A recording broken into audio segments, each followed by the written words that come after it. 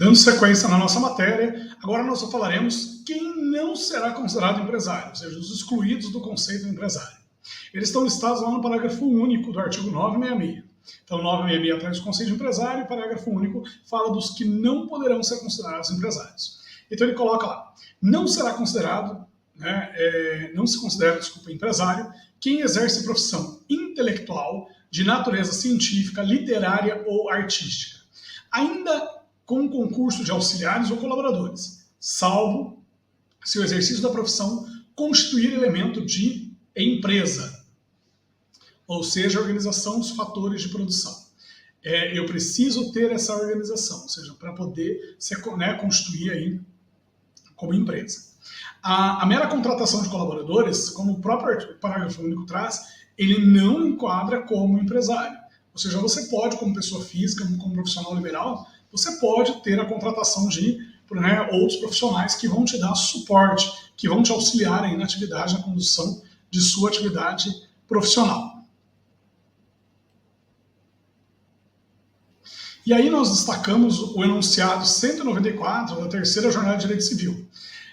Nós temos aí o que seria a Jornada de Direito Civil. São encontros de cunho muito hermenêutico, muito interpretativo, em que, na maioria das vezes, juristas se encontram e fazem proposições, fazem, então, apresentações aí de como será tomada decisões, como será interpretado determinados artigos da nossa legislação. Então, isso é interessante, ou seja, extremamente importante. E o enunciado 194 da terceira Jornada de Direito Civil, da Justiça Federal, ele traz: os profissionais liberais não são considerados empresários, salvo se a organização dos fatores de produção for mais importante que a atividade pessoal desenvolvida. Os profissionais liberais eles podem constituir sociedades simples, ou seja, sociedades profissionais, e não, na maioria das vezes, sociedade empresarial. Mas isso nós vimos no parágrafo único do 966.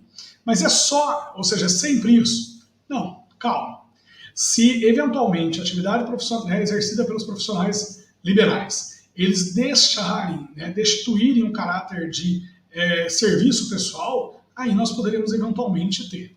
Mas quem são esses profissionais? Quem são profissionais liberais? É o médico, advogado, contador, ou seja, esse tipo de profissionais, que geralmente são procurados em razão de algumas especificações, de algum conhecimento diferenciado, ou seja, de um know-how que aquele profissional possui. Então, neste caso, se esse profissional, eventualmente esse profissional, ele deixar o caráter pessoal, ou seja, ele não é mais procurado, o advogado fulano de tal, o contador tal, o médico ciclano. Se nós não estamos mais fazendo contratações por conta do fulano, da pessoa, e sim por um critério de especialização, então, por exemplo, um médico que junta uma sociedade de médicos e resolvem criar um hospital de olhos, ou seja, eles passam a ser referências em tratamentos médicos naquele setor, naquela área. Então, neste caso, nós podemos falar aí que esses indivíduos, eles constituíram uma sociedade empresarial. Ou seja, por quê? Porque o caráter pessoal foi destituído, digamos assim. Então, olha lá o exemplo. Há casos em que, mesmo sendo profissional intelectual, a prestação é vista pela sua organização e não pelo trabalho intelectual. Deixa de lado o aspecto pessoal, deixa de lado o trabalho intelectual e passa a ser analisado com âmbito da organização, ou seja, como o trabalho é apresentado. Então, a sociedade de médicos que extrapola o âmbito pessoal e cria lá uma clínica dos olhos. Para se caracterizar a exceção, ou seja, para que o profissional intelectual seja caracterizado como empresa, será necessário que haja mais de um ramo de atividade sendo exercido e que haja contratação de terceiros para atividade fim. Ou seja, se ele não realiza um trabalho pessoal, quer dizer que ele precisa, ele pode contratar outras pessoas para realizar a prestação do serviço dele. Ou seja, não é um associado, não é um profissional que vai ter os seus clientes, mas é um profissional que vai atender os clientes da sociedade. Ou seja, independente aí o profissional que nós estamos falando.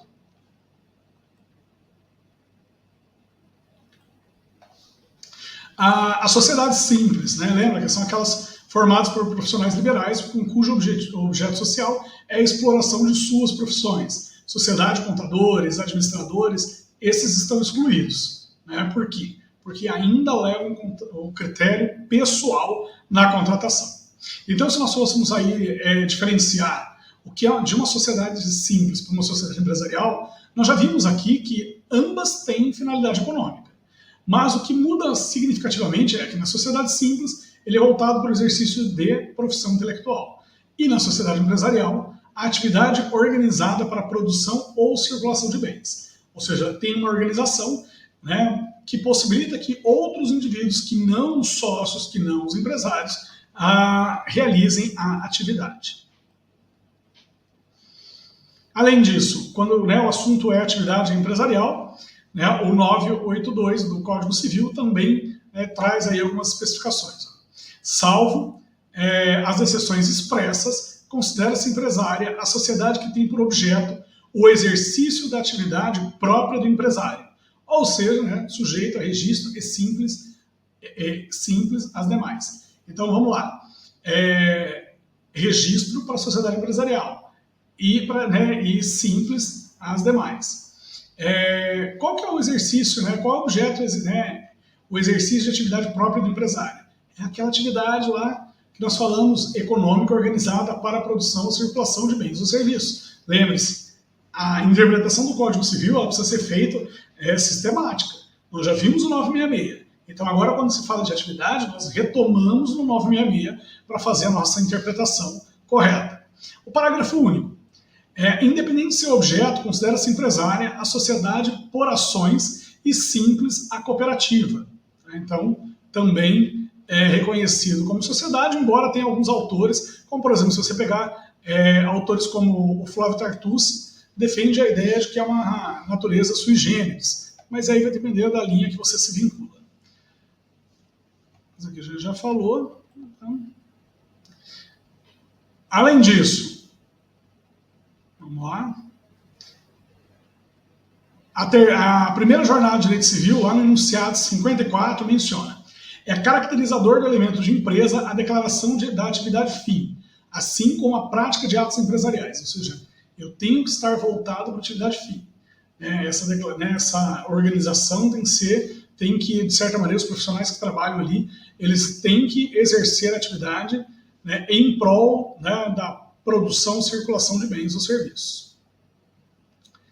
E, né, a terceira jornada de direito civil, no enunciado 195, traz: a expressão elemento de empresa demanda interpretação econômica, devendo ser analisado sob a égide da absorção da atividade intelectual de natureza científica, literária ou artística como um dos fatores da organização empresarial. Então, quando nós falamos de elemento de empresa, nós precisamos entender que elemento de empresa traz, né, no seu conceito, aí, no seu, né, conteúdo, obrigatoriamente que, né, um dos fatores aí da organização empresarial é justamente, né, esse olhar aí para a atividade econômica.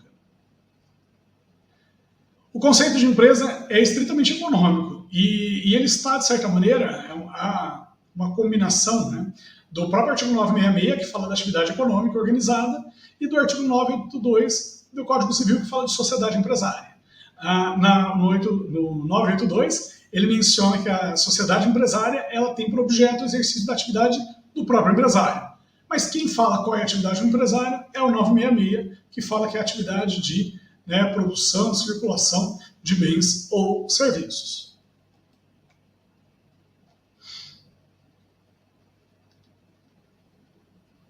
Aí nós estamos falando de empresário, e não tem como falar de empresário sem falar de capacidade jurídica para tanto.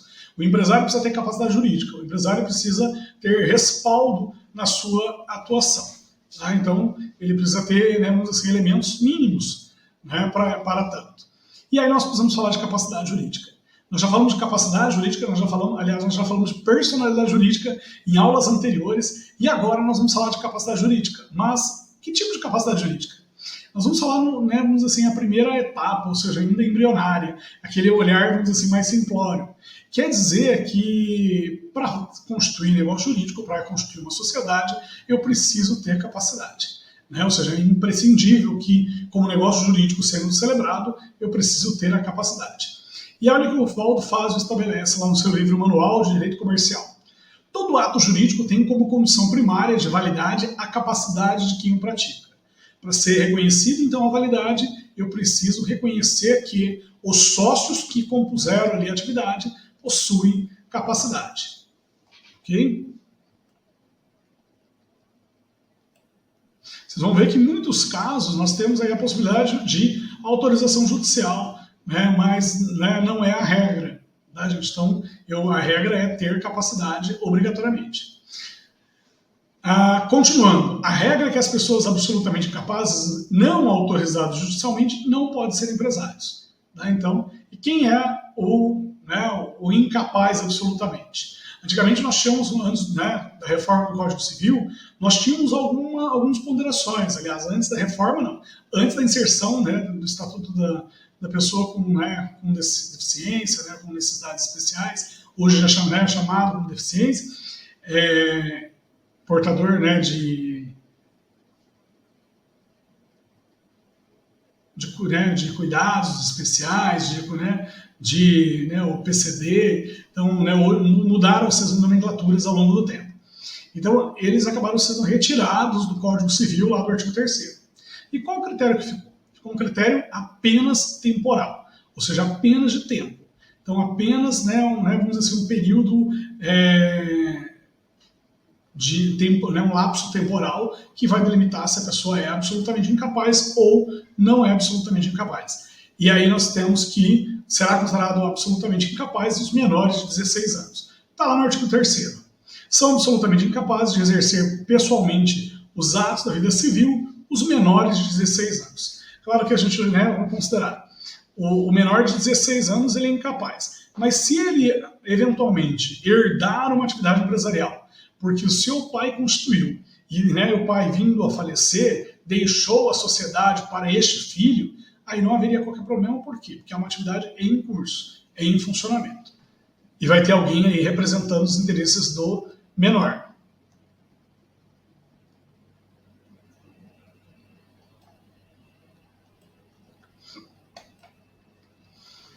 Se não tiverem autorização judicial para a continuação da empresa, não podem ser empresário os relativamente incapazes. Os incapazes relativamente também não podem. Vamos lá. Quem são os incapazes relativamente? Lembrando que lá em 2015 nós tivemos uma alteração significativa e aí aqueles que estavam listados como absolutamente, alguns deles vieram aqui. Então vamos lá. São incapazes relativamente para certos atos ou a maneira de exercer. Os maiores de 16 anos e menores de 18. Então naquela faixa entre 16 e 18, ainda por um critério temporal, ou seja, um critério de tempo, esses indivíduos não poderão não são considerados capazes, tá? Então não terão capacidade para exercer aí as atividades da vida civil e sozinho, então precisarão de uma assistência dos seus genitores ou dos seus responsáveis, então por esse motivo também não poderão aí se tornar empresários, sócios.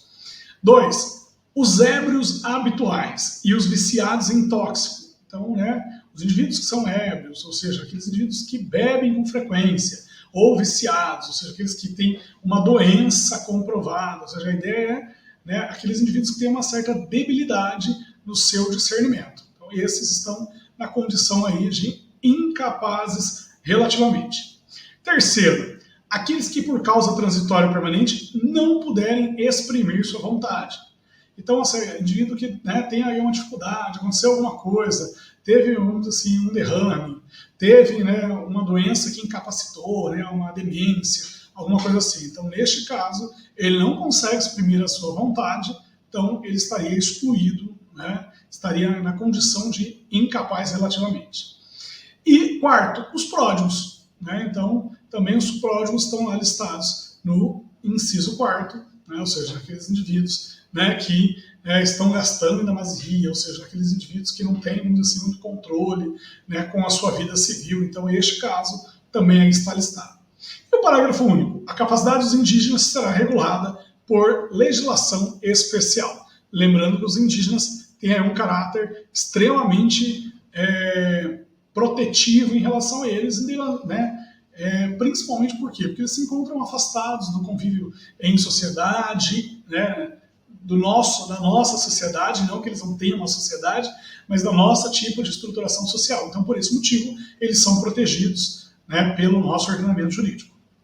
E aí nós temos, né, o indivíduo, né, dentro dessa ideia de capacidade, o indivíduo emancipado.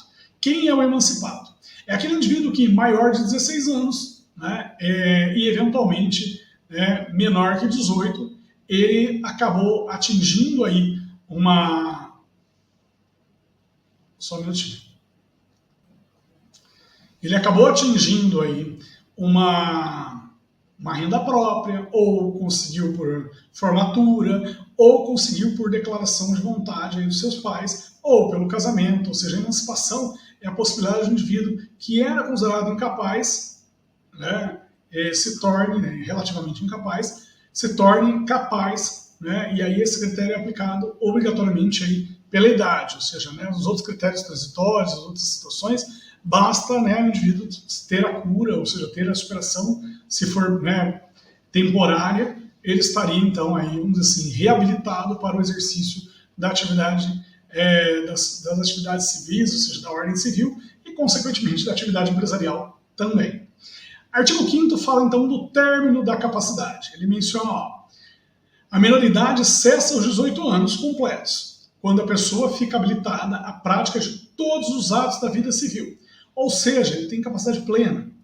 Parágrafo único. Cessará para os menores a incapacidade. Olha só, nós estamos falando dos casos de emancipação, eles estão direcionados única e exclusivamente para a incapacidade, né, quanto à idade. Então, entre 16 e 18 anos.